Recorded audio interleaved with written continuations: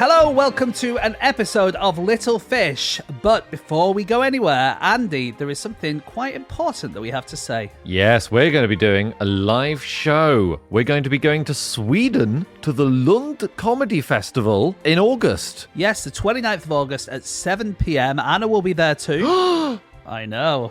Exciting, eh? Oh my God. I'm even surprised she's still here. She's not been in touch with me for the last 9 months. But if you would like to get involved in the pre-sale, that is for people who are members of Club Fish. So you need to go to patreon.com/clubfish and find out more about it there. That's right. General sale opens at the end of the week, but you can access the ticket pre-sale now, as James says, if you join Club Fish at patreon.com/clubfish. Okay, on with the podcast. On with the show.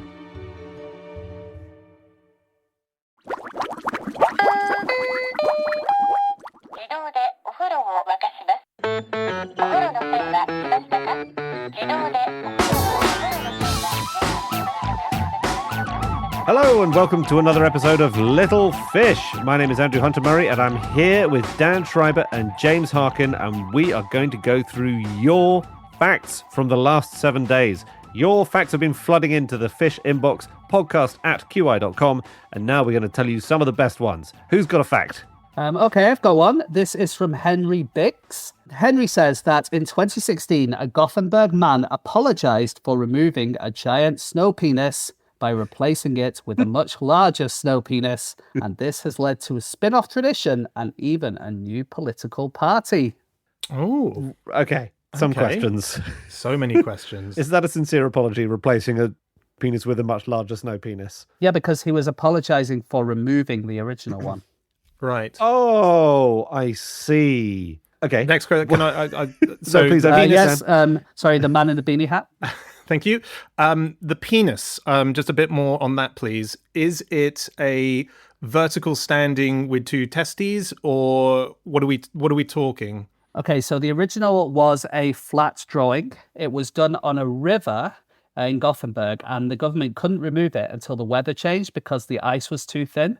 And then a local company helped out by getting a giant brush that they used to clean windows on tall buildings, and they brushed it out. Now, people on the internet then got really, really mad because they thought that the government had been spending taxpayers' dollars rubbing out this penis. And they, set up Facebook pages saying this is disgusting. And the man who did it, who wasn't from the government, he was just doing what he thought was a good deed, then said, okay, fine. And he went into the north of the country, got a couple of massive snowblowers, and then drew an enormous penis on the ground, which was 70 meters in length. And the new tradition, these are 3D penises, which are on a roundabout in a place called Buros. Okay. I think it's a good use of taxpayers' money to get rid of an enormous penis that someone's drawn on the ground. Call me Captain Government. But there isn't a magical money tree, Andy. Who's not getting I think that's the money? I think that's one of the core functions of a government, if I'm honest. It's like defence absolutely comes first. Yeah. Second, remove snow penises. Third, ensure prosperity. Those are my two top priorities. And that's my political party. Yeah. Why is there a political party? The political party is the people who have started doing this tradition in the town of Buros. And the political thing, they do put up these penises, but actually they're kind of an art collective, and they started a political party to see how easy it would be to set up a political party. Oh, I see. Which is like an art thing, but then part of the art thing is also making these giant sculptures. I should say that the information that I got all of this additional stuff from is a YouTuber called Edlund Art, who did an amazing video about it. Very cool. Very nice. There's a drawing of a penis on the moon as well, which blow it up. Blow it up. I think it's big enough already, Andy. I don't think you need to blow it up. This was the Moon Museum. I'm sure you guys have heard of it. So it was left up there by Apollo 12, and it was a group of artists. So there was David Novaros, John Chamberlain, but Andy Warhol was one of them. And it's this tiny little, it looks like almost like a chip that you would put into a camera. And it's got little bits of art on it. And Andy Warhol drew a penis. And I think at the time he justified saying that it was a W and an A. And if you're being very generous, it kind of does look like that. But really, it's a cock and balls drawing. Okay. Well, that will be useful if the aliens come. they will know what to expect when they arrive in Sweden. Let's have another, Dan. Okay, here's one from Magnus Silverwood. Magnus writes, my fact is that Jupiter is not mostly composed of gas, but is in fact largely liquid hydrogen covered by gas clouds. And what Magnus finds really interesting about this, which is unbelievably fascinating because of the coincidence, is how we found this out. 1995, the spacecraft Galileo entered the orbit of Jupiter for the first time, just in time to witness what has been estimated as a 1 in 6,000 year event, the collision of the comet Shoemaker-Levy 9 as it crashed into the surface of Jupiter. So the collision threw up a lot of debris into the atmosphere, the composition of which was studied, and they also opened a small observation window beneath the clouds so that they could see what was going on down there as the smoke was coming up. And they found out that it's not the case. They found an enormous image of a penis. Oh God, they've got their own tiresome art collectives on Jupiter, have they? But as a result of this, incredible. That is incredible. Yeah, they got to see this extraordinary thing, that 1 in 6,000, and that's the story of how we discovered that. And Galileo, that mission itself was a very interesting mission because they confirmed for the first time that there is life on Earth. And that was, as Galileo was flying away from us, Carl Sagan, who was part of the project, asked for it to be turned around and have all the instruments face Earth and take a reading. And the reading it took showed signs of life on our planet. And that might sound silly, but it served a major scientific purpose. It showed us what you would be looking for if you were looking for life on a planet. It could measure oxygen and methane in Earth's atmosphere. It spotted a steep cliff in the infrared spectrum of sunlight reflecting off the planet, and it had this red edge to it, which indicated the presence of vegetation. It picked up radio transmissions that were coming from the surface to show that there must be an intelligent life, that we're manufacturing artificial sounds and so on. So, what year was it, Dad? 1995 was the mission. Yeah. I was just thinking what radio they might. They'd have got the Archers. Yes. They would have got Scatman John, maybe. Oh, yeah? Yeah, if they were listening to the right music channel. Boom, boom, boom, let me hear say whale. That would have been in the air. Not the best musical moment to be discovering Earth, but... Here's one. This came in from Karen Gupta. So thank you very much, Karen. It's that the Indian Republic Day Parade held in New Delhi features 1,270 kilos of boneless chicken. Riddle me this. Well, there's lots of people there and they need to eat. It's not for people. It's not. These 1,200 kilos of boneless chicken are not for people. Did they leave it on? Did they put it on the side of the town so that all of the wild animals go out to eat the chicken and they don't get in the way of the parade? Very good. You've got it. Oh, nice. You've got it. The chicken is spread out, says Karen, at specific locations to attract black kites and prevent bird strikes, because there are a load of planes that do the parade. Oh. And there are also a load of black kites in Delhi, and they fly at roughly the height that they might go into one of the engines and ruin everyone's day, and ruin an otherwise happy parade. And so they have been putting out lots and lots of meat. They used to do buffalo, but they've recently changed the recipe to chicken. Can I ask, are these kites really picky eaters that they don't like to eat chicken with bones in it? What a good point. I don't know. I think I did look it up a bit, and it has to be in pieces of a specific size. It's interesting because I would have thought that they would just eat animals normally, right? They would eat like little voles or something. And they definitely have bones in them. Yeah, you're right. I think it's... I don't know what the reason is. I guess they can't just say, we'll just throw up any old shite for them. Because this is the, it's a big Republic Day parade. It's got to be... Every element of it has to be meticulously And also, planned. like, you need to put something really nice for the kites. You can't just put, like, some chicken thighs out there because they'll be like, oh, yeah, we could get that anywhere. No. Oh, but look, it's the amazing boneless stuff. We can boneless, get it now. Jerk rubbed. I don't know what I'm trying to come up with a chicken recipe. I don't eat much chicken. But I think it's quite meaningful that it's chickens because, of course, they can't fly.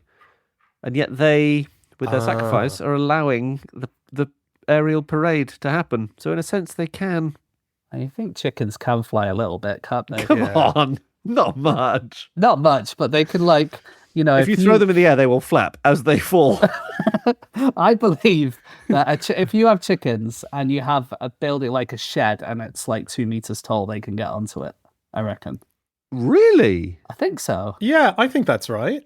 They can sort of flutter upwards. Yeah, they can. They're I mean, secret not flyers. not the ones that like Bernard Matthews has fed to within an inch of their life. Like those guys can't do much. Very interesting. Okay. yeah. What's the highest you've ever seen a chicken fly? Podcast@qi.com. Why do I do it to myself? Okay, here is a fact from Jennifer Neal. And Jennifer writes about a species of fungi found in the fungarium at Kew Gardens that does not grow naturally anywhere else in the world. Cool. Riddle me this. Okay. I love our little mystical riddles. It doesn't grow, it shrinks. Ah, It's born yes. at a full size and then shrinks over the course of its life. Easy. Like there is a paradoxical. Is it a paradoxical Paradoxical fish or- frog. Frog, that's it. That's born Yeah. bigger than it And gets grows small. as an adult. So It's like weird. the female gives birth to this enormous tadpole, and Yeah. then when it turns into a frog, it gets smaller. Must but be it's not incredibly that. irritating for the mum. This is a clue. It is this fungus is called Golfballia ambusta. Ah. The reason that it doesn't grow anywhere is because it is an actual golf ball. It's a golf ball that has been burnt, and it was sent to Kew Gardens in 1952 from Lancashire as a joke. I think actually, to be honest, it's not certain whether the people who found it thought it was a joke or whether they thought it was an actual fungus. But definitely the guy who took it in was called R.W.G. Dennis, who's the head of mycology at the Royal Botanic Gardens. And certainly he was in on a joke of giving it an official name and Pretty describing funny it. joke. Yeah, he's a fun guy. He Oh. described it. Oh my god. Oh my god. Sorry, I couldn't help that. I'm I really walked sorry. into it. I feel like I would have to hand back my comedy gun and badge if I didn't make that joke. Yeah, absolutely. Absolutely. But he described it in an official paper as small, hard but elastic spheres enjoyed by the Caledonians in certain tribal rites. And he was, one, making a joke, but two, kind of making a point that there was no definition of what a mushroom was at that time. And some mycologists, so people who've studied mushrooms, said that a fungus should be anything that's studied by mycologists. As in, if we study it, it's just automatically a fungus because it was so hard to define. And he said, well, you can't really do that because if you do that, then I'm going to call this golf ball a fungus. I see. That's clever. And That's clever. what I'm really interested in is that it was sent from Lancashire. And I have played most golf courses in Lancashire, I would say, but I can't for the life of me find out which golf course it's from, this ball. And I'm just really excited to find out. That's what I'm really interested in. Yeah. Feels like Yeah. you missed the point of the whole story. Yeah. I got another one here. This is from Brian Simpson. The band The Postal Service was sent a cease and desist letter from the United States Postal Service, but were then allowed to keep the name after agreeing to perform for the USPS.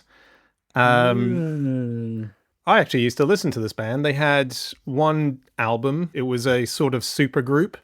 The lead singer was from the band Death Cab for Cutie. And the reason that they were called the Postal Service is because that's how the album was created. One of them would put a bed of music down, One of put them it would in write- the post. One of them would write a note. E sharp. Is there an E sharp? No, there's not. Bollocks. Of all the notes you could have gone for. God damn it. F sharp. He'd wait for a return of post. Is that how they did it? Yeah. That's exactly how they did. You've Cool, been very reading the cool. notes, yeah. Yeah. No, so they just had conflicting schedules, so they sent it to each other through the post. It was slightly annoying when it was revealed that they didn't in fact use the US Postal Service as their method of posting, but used others like FedEx and the United Parcel Service.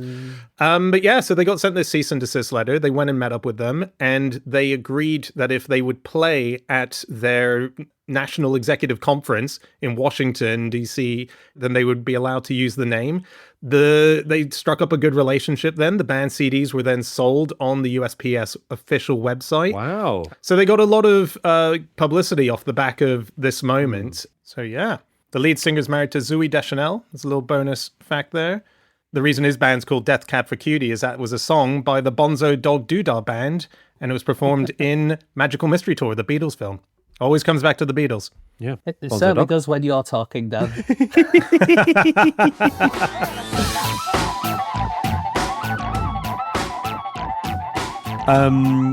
I got one.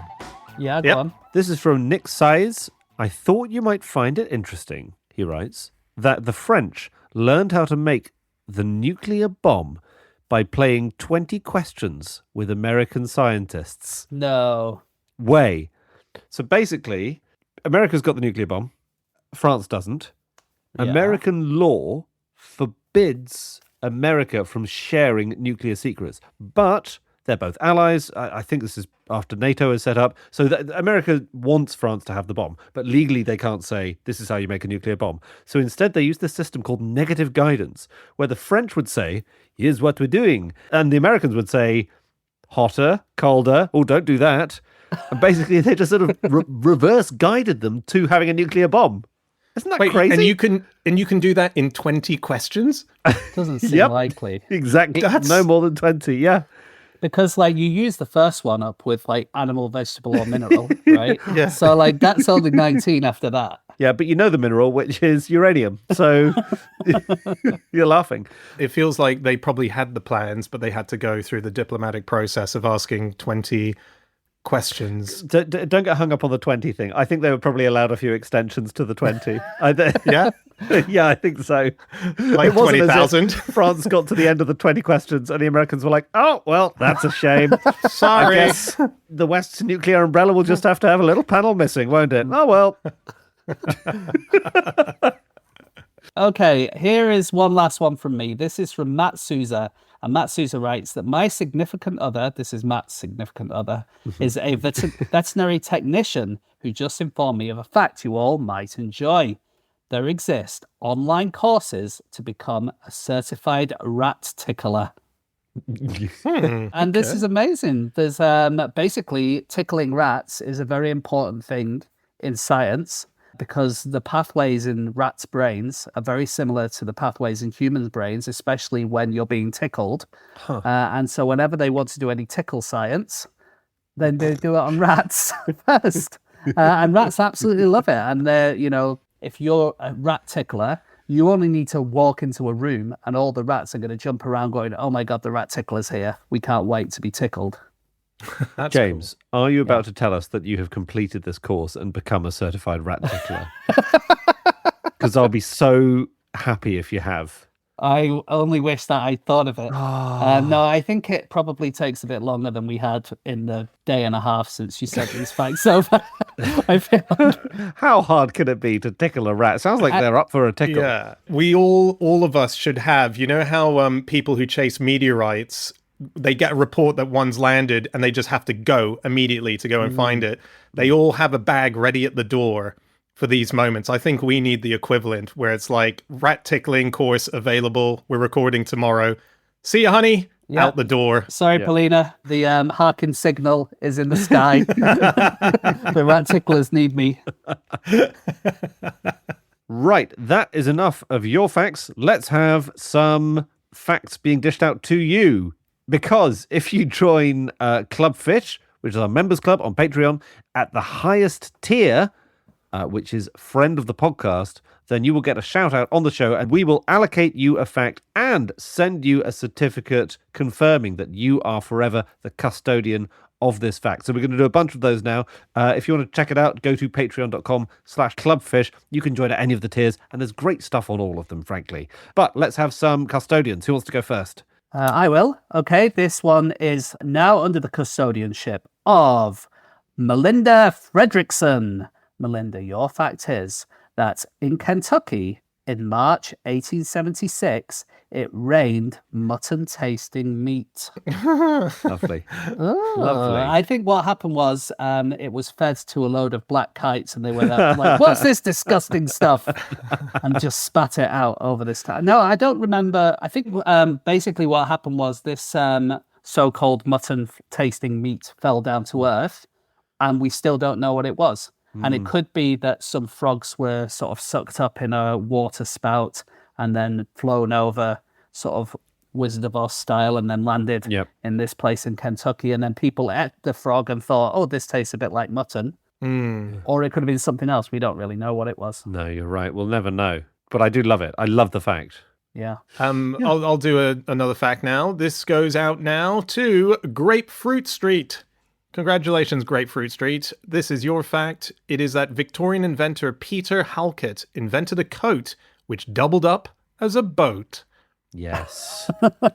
Love this. Remember this, And yeah. it could take boat coat. And it could take 8 people. He could fit 8 people in his boat coat. It's amazing. It's like a modern day Noah, you know? Yeah. Yes. And if it's 8 people, I think you can fit Mrs. Noah and Yeah. Ham, Shem. Shem, and Japheth. Right. Someone dropped out before the third Noah child, James. Yeah. Where were you in Sunday school? And 3 of their friends. So they can all bring their girlfriends or their wives if they like.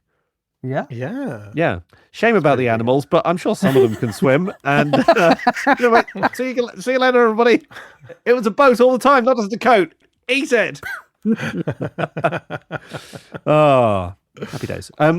Here's another one. This one goes out to Hayden Freeman. Congratulations, Hayden. Your fact forever is now that in 18th century France, tooth pullers were entertainers. One fired a gun while pulling teeth with his head in a bag. That's a fact about ancient dentistry. Amazing. Great. Yes, I remember this fact. They had all sorts of wacky tricks, and that was one. Was it because we didn't have any of the anesthetic, so it was a sort of distraction? I don't think it was for the patient's benefit. I'll say that much. I think it was to draw crowds. They went from town to town, didn't they? And they would sort of turn up and say, "I'm here. Who needs their tooth pulled out?" And they'd also sell their balms and quack medicines and stuff. Yeah. So they're just trying to get people in, really. And also, like, you've got someone screaming because you haven't given them any anesthetic. You've got to distract the crowd somehow from that. Yes. And you can do that by shooting a stranger on the other side of the crowd. See, this guy isn't hurt as much as that guy. Yeah. You could be worse off. Look at him. Okay, here is another fact. This one is now under the custodianship of Adam Webb.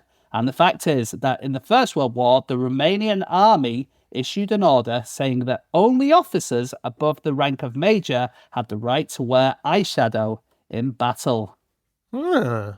Very strict. I think we kind of looked at the use of makeup in history in the army and for the fact that men used to wear makeup a lot more than women and all sorts of stuff like that. Yeah.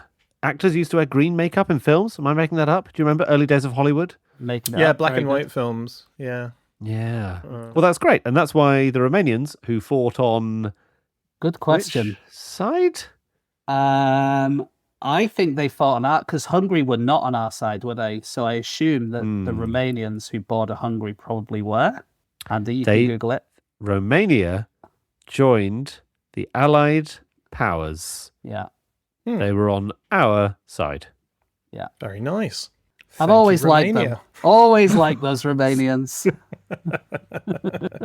Here's another one. This one goes out to Molyneux. Molyneux, your fact is Daisy Meadows, the most borrowed children's author from British libraries, doesn't exist. Ah, yeah. What? I myself had never actually heard of Daisy Meadows and still have not heard really of Daisy Meadows.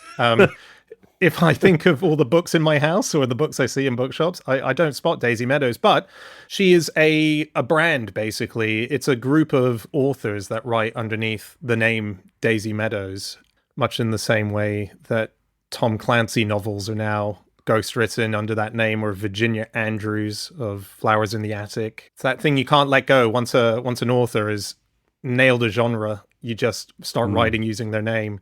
Yeah. Michael Crichton is another example of that.